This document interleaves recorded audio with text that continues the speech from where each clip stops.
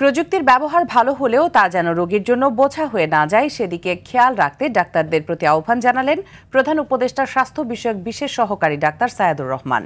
রাজধানীর শহীদ আবু সাইদ কনভেনশন হলে বাংলাদেশ এন্ডোডন্টিক সোসাইটি আয়োজিত চতুর্থ বেসকন কনফারেন্সে তিনি কথা বলেন।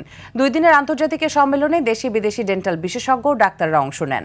ডেন্টাল চিকিৎসার উন্নয়ন ও প্রান্তিক পর্যায়ে সেবা পৌঁছে দেওয়ার জন্য প্রতিটি মেডিকেল কলেজে ডেন্টাল বিভাগ চালু করার আহ্বান জানান ডাক্তাররা।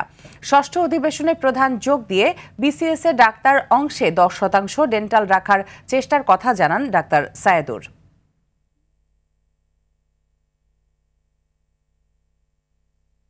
যেন কোনোভাবেই ইনকর্পোরেশন অফ টেকনোলজি অ্যাক্সেসের ব্যারিয়ার না হয়ে যায়। এটা ঘটনাটা ঘটে যায় প্রায় যে আমরা একটা হাইটেক অথবা খুবই টাইটানিয়াম খুবই ভালো মেটাল যুক্ত করতে গিয়ে আসলে যেন এটা মানুষের জন্য একটা বোঝা না হয়, সেটা একটা ক্রিটিক্যাল ব্যালেন্স রাখা দরকার।